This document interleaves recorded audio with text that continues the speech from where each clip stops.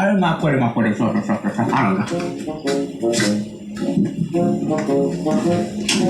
আরে খাবার গেম সেন্টারে এত কামাই নাকি ভাই বাড়ি বানানি তো সে ভাবতেছি কি এমন একটা গেম সেন্টার করে দিল যে কাজটা করতে সে কাজটা করি আগে চল চল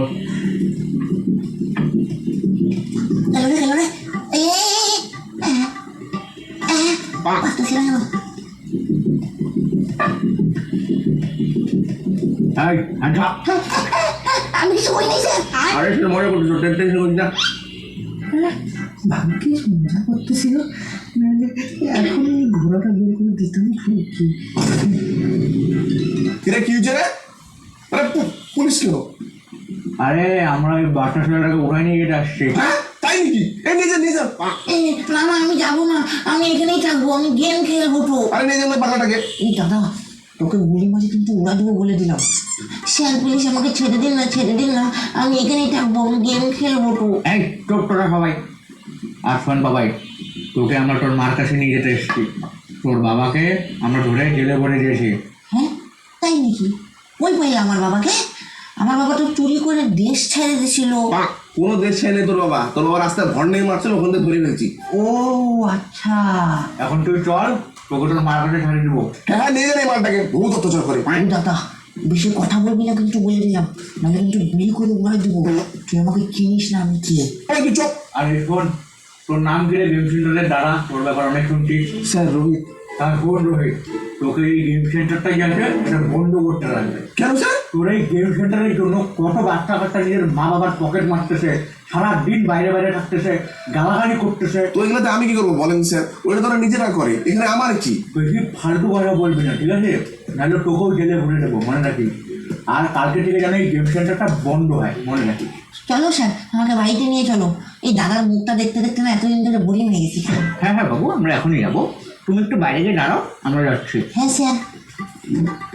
এই দাদা আমি আসি, মাঝে মাঝে কিন্তু আমি গেম খেলতে আসবো বলে দিলাম। হ্যাঁ দেখ রোহিত, তোকে গেম সেন্টারটা বন্ধ তো করতে লাগবে, নাহলে আরেকটা রাস্তা আছে। দেখো পকেটটা খালি হয়ে রাখতেছে না? স্যার পকেটটা তো খালি গো স্যার। স্যার আমি বুঝে গেছি।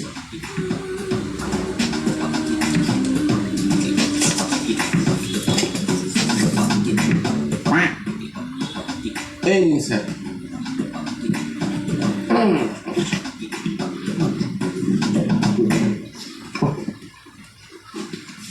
আসি রে ভাই, ভালো থাকিস।